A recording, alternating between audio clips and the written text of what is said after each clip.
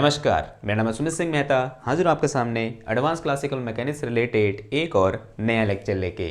आज का हमारा है लेक्चर नंबर 17 और आज के इस लेक्चर का हमारा टॉपिक क्या रहने वाला है। हमारा टॉपिक है Lagrange equation from Hamilton's principle. जैसे कि आप सब लोग जानते हैं, कल वाले लेक्चर में हमने हैमिल्टन प्रिंसिपल के बारे में डिस्कस किया था। आज हम उस हैमिल्टन प्रिंसिपल का यूज करते हुए लैग्रांज इक्वेशन को क्या करेंगे, डिराइव करेंगे। ठीक है, तो इसके लिए अज्यूम कर लेते हैं कि हमारे पास क्या है, एक सिस्टम है जिस सिस्टम के जो जनरलाइज कोऑर्डिनेट हैं वो कितने हैं, n है, यानी total number of generalise coordinate कितने हैं, स्मॉल n है।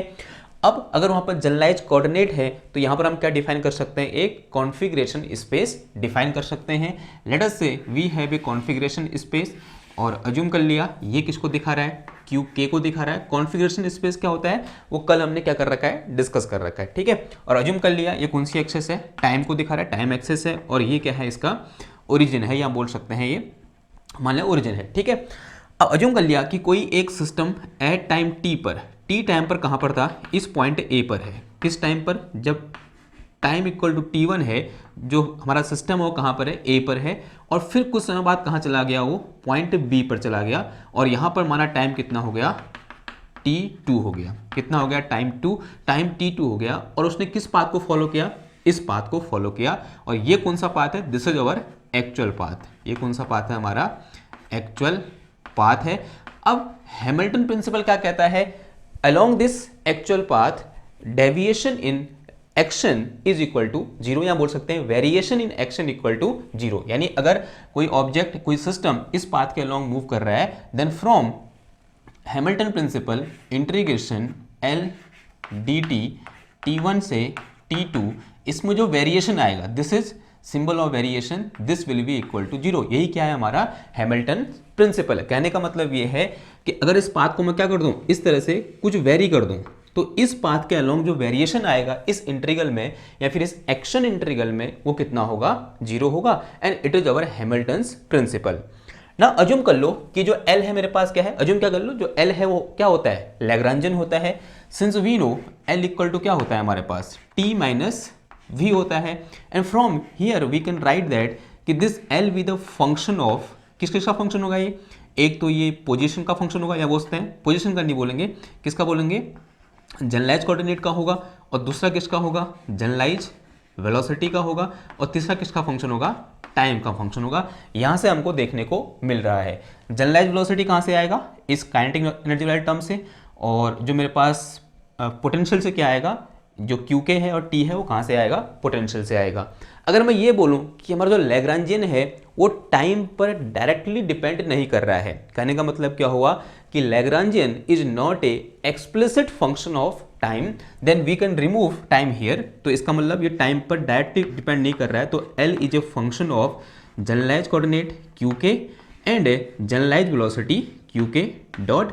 और लेक्चर के फर्स्ट में ही मैंने बोला था कि यहाँ पर जो k है वो किसको दिखा रहा है, जो k की वैल्यू है वो कहाँ से कहाँ तक होगी, 1 होगी, 2 होगी, एंड सो ऑन n तक। जो यहाँ स्मॉल n है वो ये क्या है, यहाँ पर total number of generalise coordinate है। ये बात समझ में आई आपको, ओके। अगर इतनी बात समझ में आई तो इस चीज़ को मैं क्या लिख सकता हूँ, इस L को मैं ऐसे लिख सकता हूँ, this L can be written as this is Q1, Q2, Q3, डेडेस Qk एंड डेडेस Qn। फिर कॉमा कितना आ जाएगा, ये Q1 डॉट आ जाएगा, फिर क्या आएगा, Q2 डॉट आ जाएगा, डेडेस Qk डॉट, एंड फिर डेडेस Qn डॉट आ जाएगा। एंड दिस इज ओवर, मतलब इस चीज़ को हम ऐसे भी लिख सकते हैं। ठीक है, कोई इन दो में कोई अंतर नहीं है, बस को मैंने क्या कर दिया, इस तरह से एक्सपेंड कर दिया। अब एक्सपेंड करने से क्या होगा, एक फायदा होगा। फायदा क्या होगा, अगर मैं क्या निकालूं, डेल्टा L निकालूं, या बोल सकते हैं वेरिएशन इन लैग्रांज निकालूं, तो कैसे निकाल दूंगा, देखो क्या करेंगे, इसको पार्शियल डेफिनेशन में क्या लगाएंगे, डेफिनेशन लगाएंगे। तो फ्रॉम पार्शियल डिफरेंशिएशन इसको मैं क्या लिख सकता हूँ, partial L upon partial Q1, और यहाँ कितना आ जाएगा, डेल्टा Q1, फिर क्या आएगा प्लस का, फिर किस साथ Q2 के साथ, तो partial L upon partial Q2, और यहाँ कितना आ जाएगा, डेल्टा Q2, फिर प्लस एंड सो ऑन, और किसके साथ होगा, फिर Qk के साथ, तो कितना आ जाएगा, ये partial L upon partial Qk, और यहाँ कितना आ जाएगा, डेल्टा Qk, फिर प्लस एंड सो ऑन, फिर प्लस कितना आ जाएगा, ये partial L upon partial Qkn, और यह कितना आ गया, डेल्टा सॉरी क्यू एन, और यहाँ कितना आ जाएगा डेल्टा क्यू एन आ जाएगा। ओके, फिर किसके रिस्पेक्ट में होगा, जो डॉट वाले यहाँ जनरलाइज वेलोसिटी है, फिर प्लस साइन आएगा यहाँ पर, फिर किसका आ जाएगा यहाँ पर, this is partial L upon partial कितना आएगा 1 डॉट पार्शियल क्यू 1 डॉट, और ये कितना आ जाएगा डेल्टा क्यू 1 डॉट, एंड फिर plus this is partial L upon partial Q 2 dot, और ये कितना आ जाएगा डेल्टा क्यू 2 डॉट, फिर प्लस जेड एस प्लस कितना आ जाएगा partial L upon partial Q K dot, और यहाँ कितना आ जाएगा डेल्टा क्यू के डॉट, फिर प्लस जेड एस प्लस क्या आ जाएगा यहाँ पर partial L upon partial Q N, और ये कितना आ जाएगा डेल्टा क्यू एन डॉट, ये डॉट होगा, ठीक है, क्यू एन डॉट। क्लियर है बात? ओके। नाउ ये जो लंबी सी इक्वेशन आई है इसको मैं क्या लिखता हूँ, शॉर्ट फॉर्म में लिख सकता हूँ। कैसे लिख सकता हूँ देखो एक बार, तो यहाँ मेरे पास variation in L will be equal to, इस पूरे को देखो, इसको मैं समेशन के टर्म में लिख सकता हूँ, समेशन ओवर किसके ओवर होगा, के के ओवर, समेशन ओवर के, और के कहाँ से कहाँ वेरी कर रहा है, 1 से लेकर n वेरी कर रहा है, और के की इसकी जो कितना आ जाएगा यहाँ लिख सकता हूँ मैं partial L upon partial Q के, और अंदर कितना आ जाएगा ये डेल्टा क्यू के, इसको मैं ऐसे लिख सकता हूँ। फिर यहाँ क्या आ जाएगा देखो, प्लस साइन आ जाएगा ये वाला, और इस पूरी चीज़ को भी मैं एक समेशन के टर्म में लिख सकता हूँ। तो समेशन यहाँ पर अगेन किसके ऊपर होगा, के ऊपर, एंड के इज फ्रॉम 1 से लेकर कहाँ तक, n तक, और यहाँ कितना आ जाएगा मेरे पास partial L upon partial Q K dot, और यहाँ कितना आ जाएगा ये डेल्टा क्यू के डॉट, ऐसा कुछ आ गया।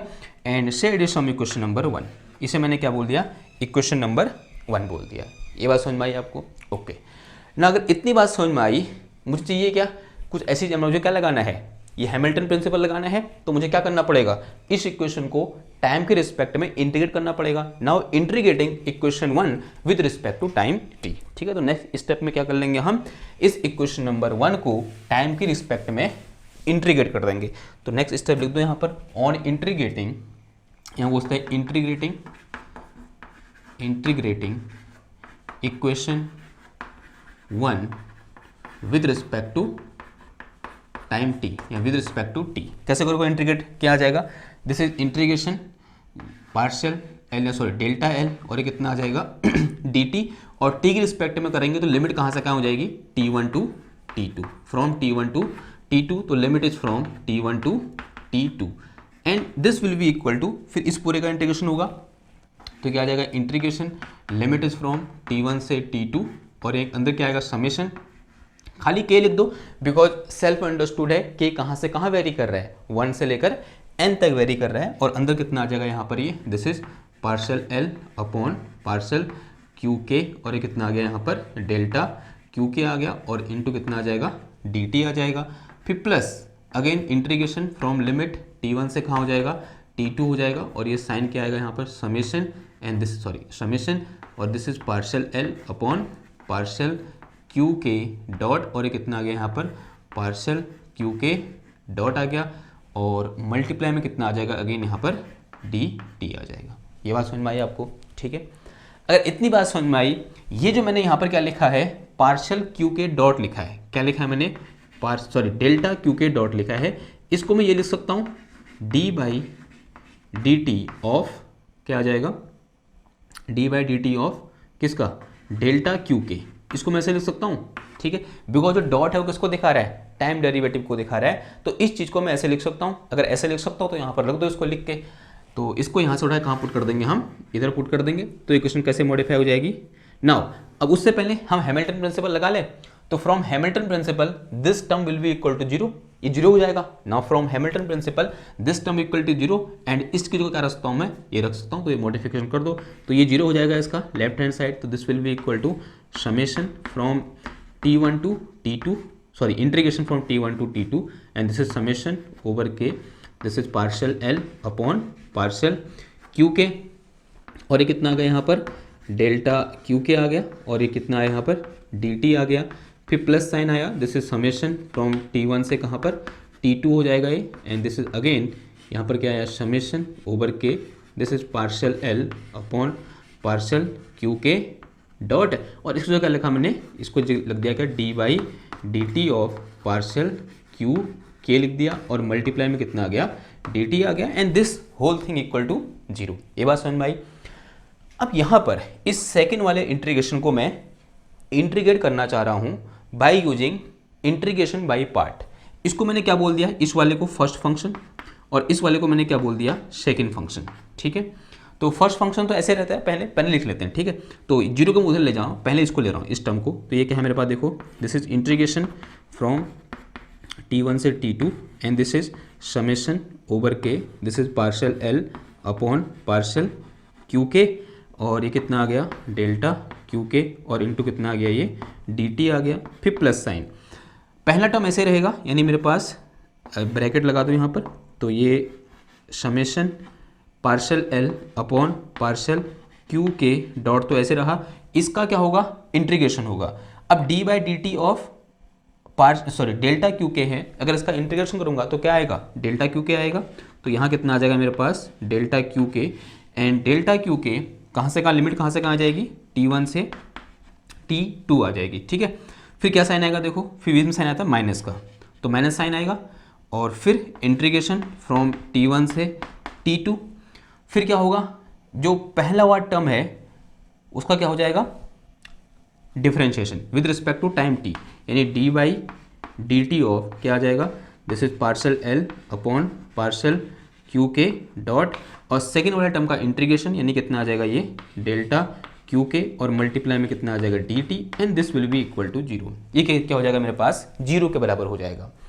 अब यहाँ पर कुछ सोचने वाली बात है, मैं यहाँ पर लिमिट पुट करूँगा, किस में पुट करूँगा, इस डेल्टा QK में, यानी value of variation in QK at time T2 minus variation in QK at time T1। देखो एट टाइम T1 और एट टाइम T2 QK की वैल्यू में कोई चेंज नहीं है। मैंने पाथ को वेरी किया, पाथ को वेरी करने से मैं कह रहा हूँ मेरा लैग्रांजियन क्या हो गया, वेरी हो गया, लेकिन क्या इस पॉइंट पर, इस T1 पर और T2 पर इस QK की वैल्यू में कोई चेंज है, नहीं चेंज है। तो from here we can see that कि delta QK at time T1 this will be equal to delta QK at time T2 and this is equal to 0। ये कितना है मेरे पास, 0 है। इन दोनों के बीच में डेल्टा QK ये है, ये डेल्टा QK है, लेकिन at point A and at point B दोनों की वैल्यू सेम है, और जो किसके बराबर है, 0 के बराबर है। तो इसका मतलब ये वाला जो टर्म है आफ्टर पुटिंग लिमिट कितना आ जाएगा हमारे पास, 0 आ जाएगा। ये 0 कैसे हुआ, समझ में आया, यहाँ से हुआ। ओके, अगर ये 0 हो गया तो अब मेरे पास एक ये बचा और एक ये बचा, तो यहाँ से मेरे पास क्या आएगा, इंटीग्रेशन लिमिट फ्रॉम T1 से T2 and this is summation over के, और यहाँ कितना बच गया, partial L upon partial QK and this is delta QK, और ये कितना बचा मेरे पास dt और minus, and this limit is from again T1 से T2 हो जाएगा, and this is d by D T of, और अंदर कितना आ गया ये partial L upon partial QK dot, and this bracket is close, और अंदर कितना बच गया, पार्शियल QK और into dt, and this will be equal to 0। ऐसा कुछ हुआ। एक काम करो, दोनों में इंटीग्रेशन एक साथ ले लो और समेशन भी एक साथ ले लो। यहाँ समेशन भी होगा, ये समेशन लिखना भूल गया मैं, समेशन इज ऑलवेज हियर। ठीक है, समेशन ओवर के, ठीक है, क्लियर बात। ओके, तो यहाँ भी क्या आएगा, समेशन आएगा। इंटीग्रेशन के बाहर लिख सकते हो समेशन को आप, यहाँ पर समेशन ओवर के है और दोनों में समेशन ओवर के हैं, तो बाहर ले लेंगे हम इसको। तो समेशन ओवर के और इंटीग्रेशन फ्रॉम T1 से T2, दोनों में delta QK delta T dt common है, तो अंदर कितना बच जाएगा, ये बच जाएगा मेरे पास कितना, partial L upon partial QK, और फिर क्या आएगा माइनस साइन, और यहाँ से कितना आ गया d by D T of, अंदर कितना बच गया, partial L upon partial QK dot, और फिर ये ब्रैकेट क्लोज और ये वाला ब्रैकेट भी क्लोज, और अंदर कितना बच गया, यहाँ कितना बच गया, delta QK and dt this will be equal to 0। ये समझ में आई, यानी ये जो इंटीग्रेशन है उसकी वैल्यू कितनी होगी हमारे पास, 0 के बराबर होगी। अब एक चीज़ हमें ध्यान देने वाली बात ये है कि जो QK है वो क्या है, जनरलाइज कोऑर्डिनेट है, और जनरलाइज कोऑर्डिनेट की खासियत क्या होती है, they all are independent from each other, तभी तो वो क्या है, जनरलाइज कोऑर्डिनेट है।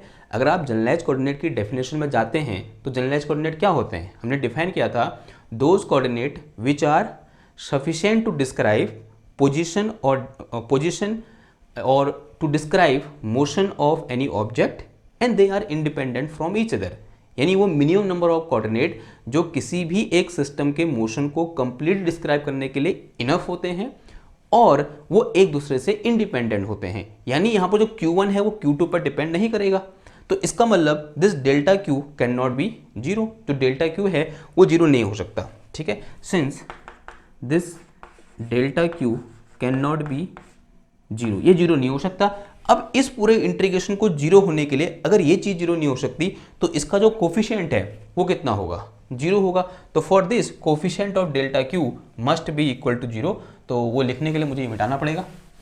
आई होप आपने नोट कर लिया होगा। तो कोफिशिएंट ऑफ डेल्टा Q कितना है, ये जो चीज़ है पूरा, ये जो ब्रैकेट के अंदर है, ठीक है, इंटीग्रेशन को हटाकर तो कितना आ जाएगा ये अगर मेरे पास कितना delta L upon delta Q K और माइनस कितना आ जाएगा d by D T of, sorry delta नहीं पार्सल है, partial L upon partial Q K dot and this will be equal to zero. थोड़ा सा मॉडिफाई कर दो, मैंने साइन बाल लो, मैंने इसको उधर भेज दो, यानी इसको इधर लिख दे, इसको इधर लिख सकते हैं हम। तो कितना लिख सकता हूँ मैं d by D T of और अंदर कितना बच गया ये partial L upon partial Q K dot और फिर माइनस कितना आ जाएगा ये partial L upon partial Q K and this is equal to zero. And this equation is very well known equation, आप सब इक्वेशन को जानते हैं। This is our require Lagrange equation, यही क्या है हमारी लैग्रांज इक्वेशन है। अब यहाँ पर कितने नंबर ऑफ इक्वेशन निकल के आएंगी, जितने नंबर ऑफ जनरलाइज कोऑर्डिनेट होंगे और जो k की वैल्यू है वो क्या हो सकती है, 1 हो सकती है, 2 हो सकती है, 3 हो सकती है एंड सो ऑन कहाँ तक, n तक। यानी कितनी जनरलाइज कितने लैग्रांज इक्वेशन निकल के आएंगे, n लैग्रांज इक्वेशन निकल के आएंगी, क्योंकि हमारे पास क्या है n जनरलाइज कोऑर्डिनेट है। ठीक है, क्लियर है इतनी बात। तो this is the way we can derive our Lagrange equation using Hamilton's principle. ठीक है, एक इंपॉर्टेंट क्या था हमारा आज का कॉन्सेप्ट था। आई होप आपको समझ में आया होगा। ठीक है, अगर समझ में आया और लेक्चर अच्छा लगा तो लेक्चर को लाइक करो, शेयर करो, सब्सक्राइब करो। मैं मिलता हूँ आपसे नेक्स्ट क्लास में एक और नए टॉपिक के साथ। तब तक के लिए थैंक यू, धन्यवाद, बाय बाय।